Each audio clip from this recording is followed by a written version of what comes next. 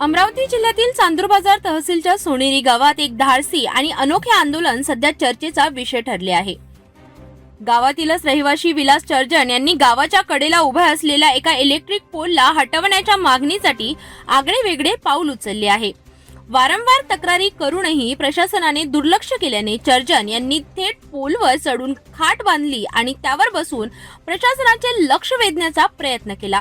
आपल्या जीवाला धोका पत्करून त्यांनी केलेल्या या कृतीने प्रशासन व सरकारला आपल्या मागण्यांकडे गांभीर्याने पाहावे असा संदेश त्यांनी दिला आहे।